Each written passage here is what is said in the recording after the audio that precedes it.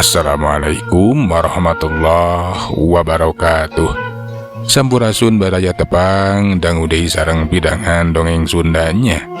Urang ngadongeng dieu, urang neraskeun hanca dongeng anu katuna. Kalayan ngabantun jajara carios si Doclo cupu saketi guriang 7. Ieu dongeng teh karangan Mang Nyalira sok sanaos dongeng basajan malah mandar janten hiburan. Atuh kabaraya anu satia mancok kana dongeng Mang di mana we ayana.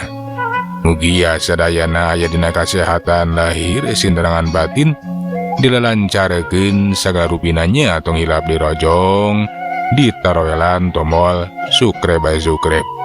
Atuh mangge nganuhunkeun kanu parantos like oge komen. Mangga mitra supados teh nyangkolong ting kana waktos urang sami-sami dangukeun deui kumaha atuh terasna ieu carita. Sok kaparayun sadayana.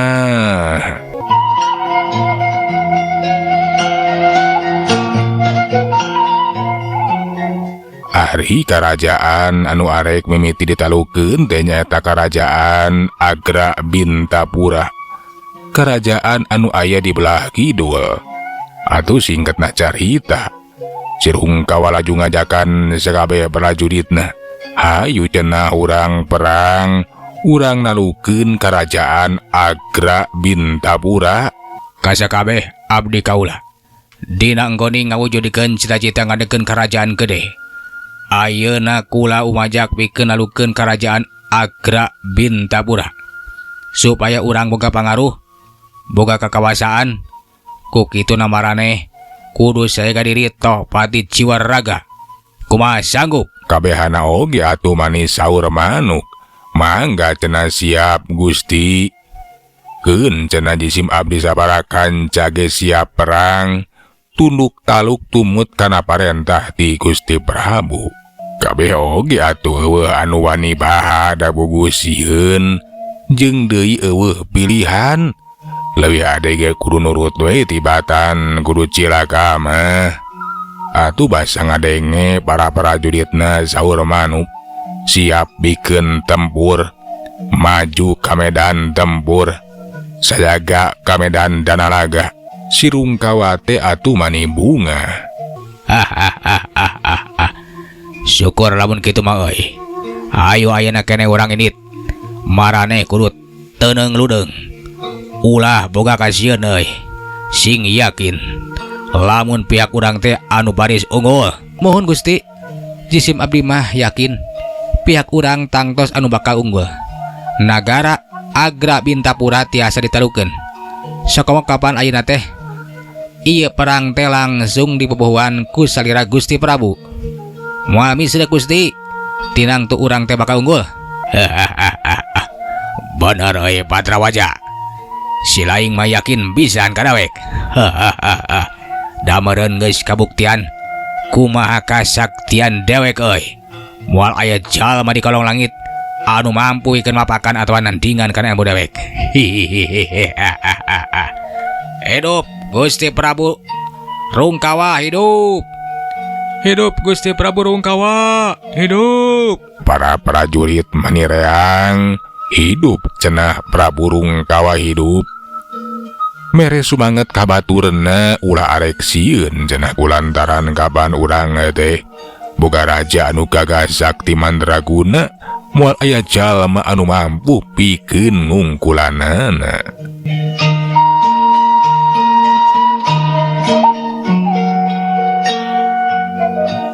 Bering wae atuh sadarea teh naringgalkeun leuweung kunyang.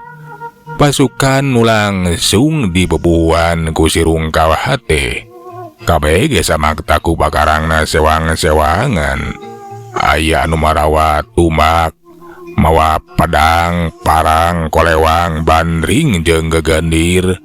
Pun kitu di aya anu marawa panah. Pasukan panah anu minangka pasukan khusus kabeh ge ahli pisan dinametakeun eta panahna. Jagat urang tunda ayeuna mah ngeunaan Sirungkawa anu keur ngalabring jeung pasukan teh arek nyerang ka kerajaan Agrabintapura. Ayeuna mah urang caturkeun deui si Doclo anu keur ngalalana we keur neangan si Rabete ya. Si Doclo gawena teh ngalang-alangan ka lemburan ngajug ka unggal kampung kapeng-kapeng mapai-mapai jalan satapak naratas alas ngaliwatan leuweung basa tepi ka hiji pasir. Si Doclo teh bet katarik perhatianana lantaran kadenge di luhur pasir teh aya sora anu keur hut-het jiga anu keur tarung. Malahan mabasa didedengekeun teh nu tarung teh kalah kabeuki rongka da eta we. Kadenge sora anu pating baladug tandaning eta nu tarung teh geus tina tataran kakuatan kasakten. Reg atuh si Doclo teh ngarahaneg bari panonna teh teu beuseukeut museurekeun perhatianna ka luhureun eta pasir. Aya nu tarung di puncak pasir teh jelas lain nu keur latihan ieu mah. Nya jiga nu keur oko begalan pati pada ngabudalkeun kasaktena. Nah sahanya nu keur tarung teh nya jadi penasaran ye keun urang teh ka luhur. Cek si Doclo jadi penasaran belesat atuh naek ka luhur pasir.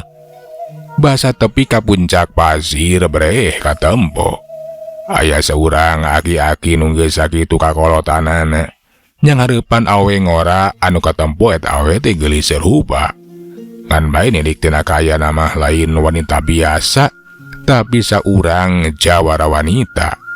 Eta we pabakeana teh mani sari ngeset awakna mani ngeusi parapalan haker. Nah saha cenah eta dua urang jalma teh jeung di kunaon bet nepi ka tarung sagarupa. Nah naon atun anu jadi pasualanana. Si Doclo sakedapan maukur lalajoe pugu ge resep atuh ngalalajoanana oge. Boh eta aki-aki pon kitu deui eta si awe ngora teh sarua pada rikatna sarua pada gagahna. Si aki najan geus sakitu kakolotanana tapi masih keneh rancingeus. Tanagana oge masih keneh bedas. Detelakeun lamun eta aki-aki teh lain aki-aki samanea. Sedengkeun areta si awewe najan pangawakan awewe tapi tetela tele hebat ti si aki. Jeung deui katempo nyekel karembong nu katempo eta karembong teh lain karembong sambarangan. Ngandung tuah kasakten anu luar biasa. Katempo si aki ngagajleng ka tukang nyingkahan datangna karembong anu ngabelesat bisa manjangan rek ngabeulitkeun awakna. Rikat si aki teh mancuhkeun di tangtunganna bari ngadorongkeun dampaleungeunna ka hareup. Wus, aya kekuatan anu henteu katingali anu ngajojok kana awak eta si awewe. Tapi eta si awewe ge rikat. Laju ngakeajeleng nyinggahan eta panarajang geleger. Tenggelan si aki teh milepaskeun kana tangkal kai. Dorok-dok tangkal kai teh nepikeun ka rungka datu. Bakating ku rongka-rongkana eta tenggelan si aki. Sedengkeun ari eta si awewe basa ningali musuhna geus nibanengkeun kasaktianana hantele keleng. Rikat atuh karembong teh dipuikeun dina luhureun sirah.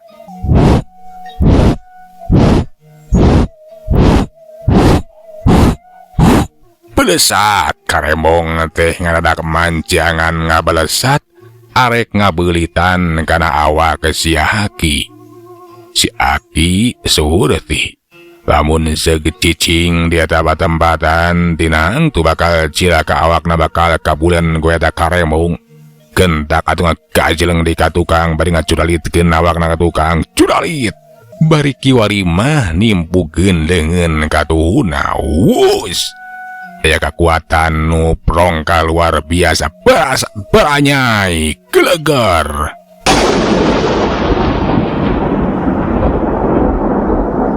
Kilatan cahaya nu kaluar tina dampaleungeun si aki teh bentrok jeung tung-tung eta karembong ngabalukarekeun kajadian nu bararongkana.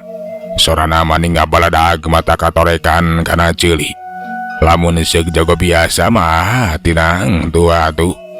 Nu ngadekena bakal totos kekendanganana untung we si Doclo mah kapan. Lain jalma biasa sasat jalma sakti mandraguna. Si Doclo anu lalajo beki kataji beki panasaran. Nah saha atuh cenah eta nu duaan teh. Nilik tina pangabisana mah henteu bisa dianggap enteng. Ilmu jeung pangabisana teh lain handap-handap. Hah, rame oge lalajo teh yeuh. Saha atuh eta dua urang jelema teh?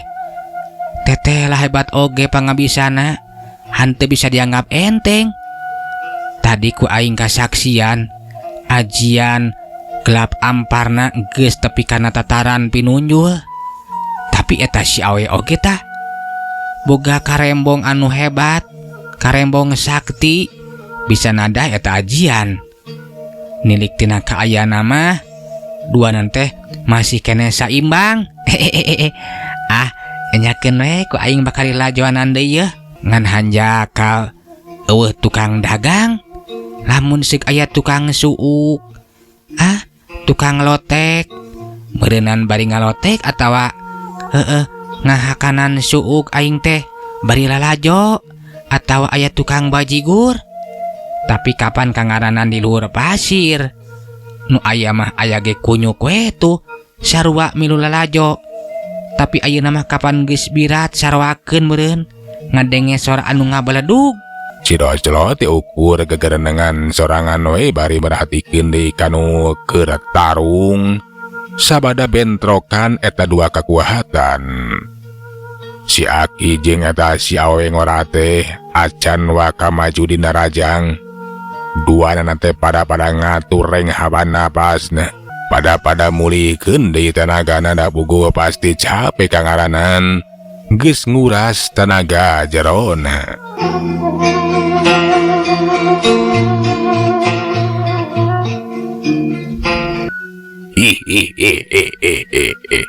Cetel anakna Arya Dalu teh memang hebat nyai. Najan nyai pangawakan awewe tapi boga kekuatan jeung kazakten anu luar biasa.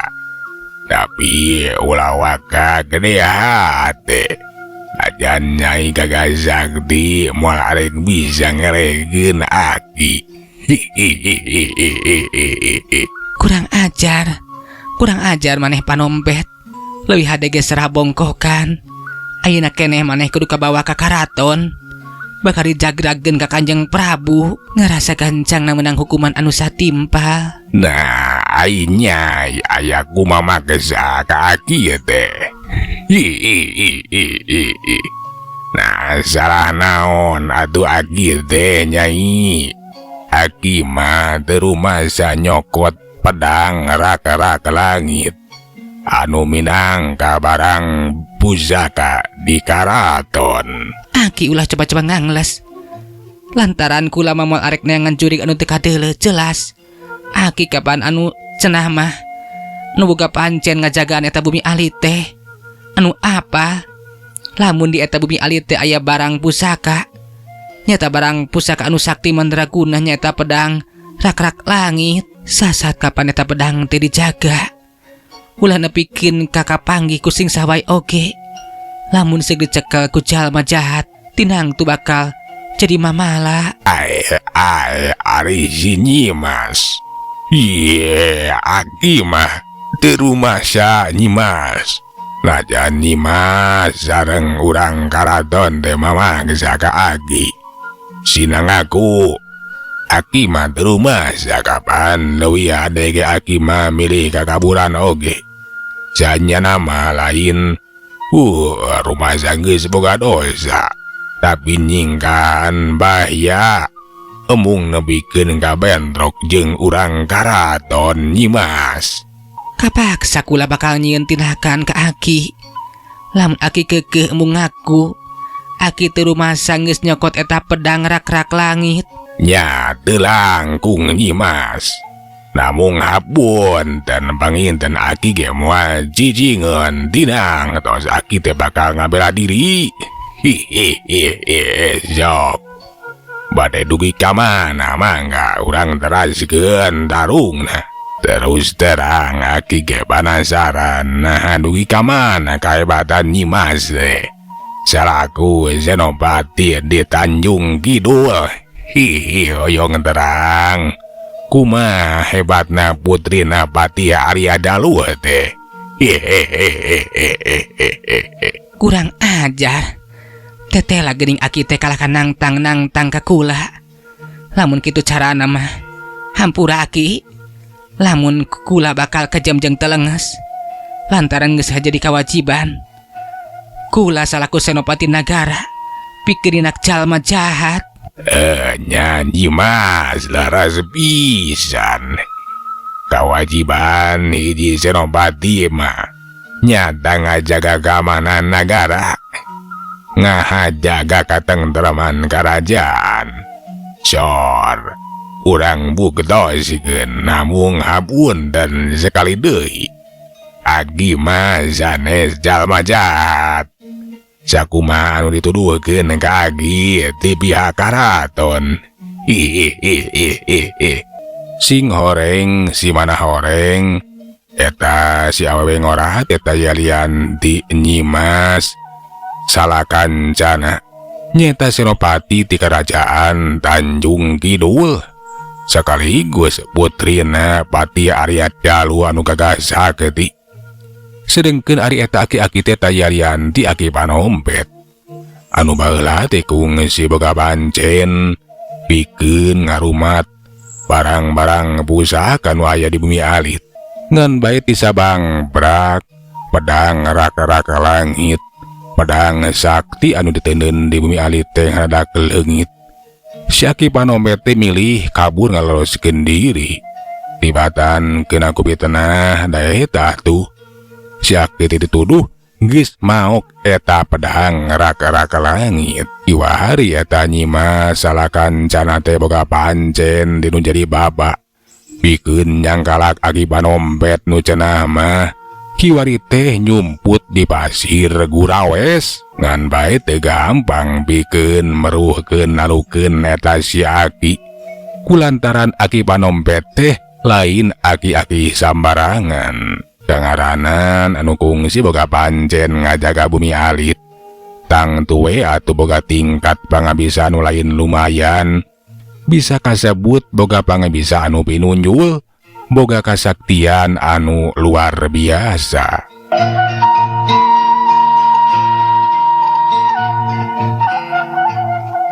Heak ki ajleng. Nyimas Salakancana teh kiwari narajang deui. Bari metakeun karembong asa ketina. Belesat eta karembong teh jiga orai we. Arek notog rikat atuh Aki Panompet teh ngakiajleng ngakiwar. Jeleng. Plos karembong teh nyamos. Kulawit. Eta karembong teh dak lumadak meulit kana cangkeng si Aki. Pugu eta Aki Panompet teh reuwas. Teu sangka geuning eta Nyimas Salakancana teh hebat pisan maher dina ngulinengkeun karembong pusakana. Eta karembong anu meulit tina cangkeng teh lila-lila mah jadi ngabulan awak si Aki. Kaayaan si Aki teh kiwari manggeus kabulan ku eta karembong. Nah rek kumaha ayeuna Aki? Teteh geuning Aki teh beunang oge ka cangkalaku kaula. Ayeuna Aki bakal dibawa ka karaton, bakal dijagrageun, Aki bakal nerima hukuman. Tapi lamun Aki ketang bisa ngabuktikeun lamun Aki teh hanteu boga dosa atawa Aki teh masrakeun eta pedang rak-rak langit, tinang tuh Gusti Prabu ge moal ngahukuman ka Aki. Iya, Mas bebaskeun Aki ieu naonan Aki teh eungap ieu. Teh lagi ning Nyimas teh hebat. Ieu karembong teh ngajodoh jeung Nyai. Alah. Kumaha ari geus kieu ye? Cilaka poa-poa aing teh bakal kabawa ka karaton. Nyai. lepaskeun Aki da boga Aki mah teu rumaja boga dosa. Teu rumaja geus maling eta pedang rak-rak langit. Tembal si Aki sajroning karemong anu ngabulen kana awakna. Tapi eta nyima salah kancana teh atuh hanteu daek ngalepaskeun si Aki. Si Aki teh cenah arek dibawa we ka karaton. Ngan bae meme eta nyima salah kancana mawa si Aki ka karaton ninggalkeun eta basir. Dak dumadak aya cirim anu ngacerelat bari ngahadang ngahalangan ka nyimas salah kancana. Ceragadeg eta cirim teh nangtung pancu. Puguh we atuh nyimas salah kancana teh manehipun celik kaget. Kulantaran di hareupeun teh nangtung saurang jalma nu aneh. Pangawakan teh mani buleud penaik bujakel. Nah saha cenah eta jalma teh urang mana? Bet ujug-ujug ojol-ojol aya di eta pasir. Moal kitu cenah badegana eta Aki Panompet.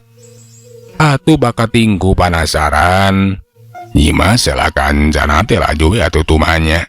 Nah saha maneh teh? Bet ngahadang ngahalangan jalan kaula sagarupa. Ngaran Uing. Uing mah doclo. Rek dibawa ka mana ieu si Aki teh? Aki Tarompet teh. Aki Panompet teh bakal dibawa ka karaton. Pikeun narima hukuman. Kulantaran Aki teh jalma jahat anu geus maling pedang rak-rak langit. Keheula. Da kadenge ku Uing oge. Ieu si Aki teh kekeuhan teu rumasa.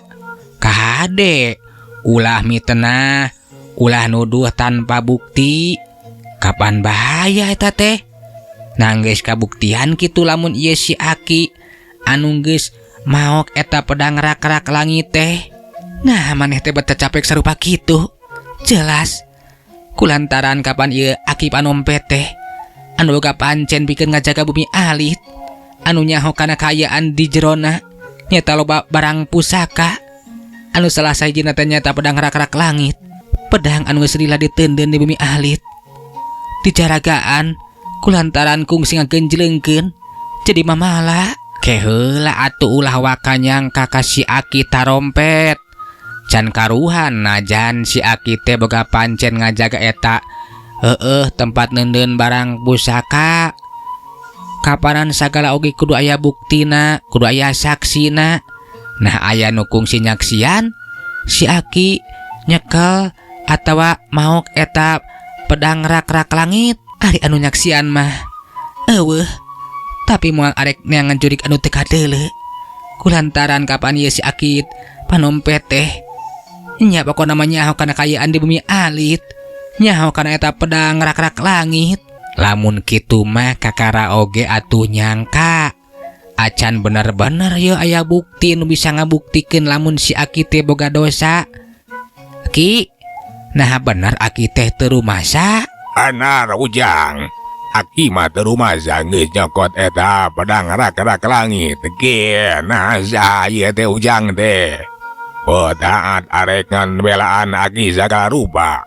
Nya syukur atuh ari Aki teu rumasa mah. Uing teh si doclo teh Aki, si doclo. Uing teh pareng ngaliwat we ka dieu yeuh.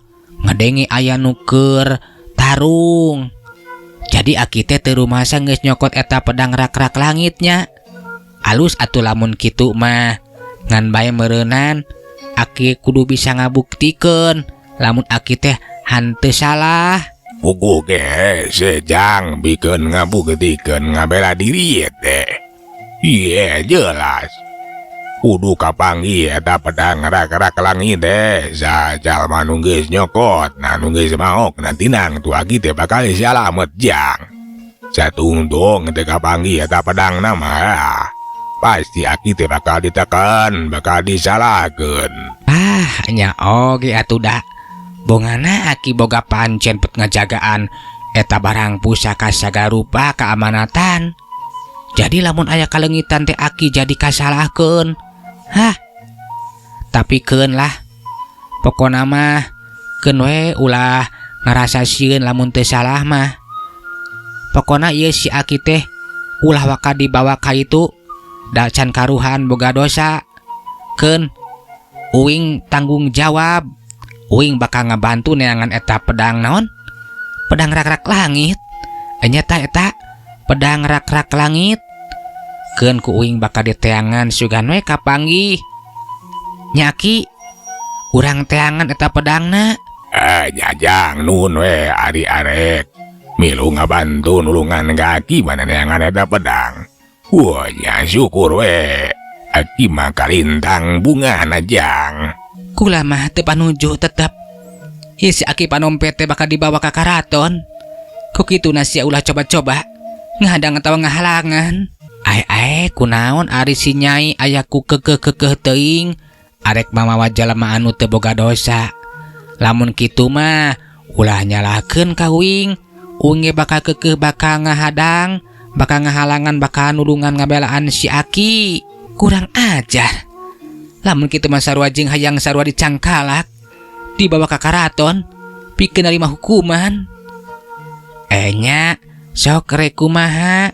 Nah arek tarung jeung uing, tapi ke heula da ayeuna mah waktuna beak. Euleuh mitra waktosna cenah geuning parantos teu kapan. Cek atuh urang tunda jajara carita si Doclo Cupu Sakti guriang tuju dugi ka dieu. Urang teraskeun dina sari anu salajengna. Manganunkeun tina sadaya paratosanana puntenna tina sadaya kakiranganana nyamang undur. Assalamualaikum warahmatullahi wabarakatuh. Cak.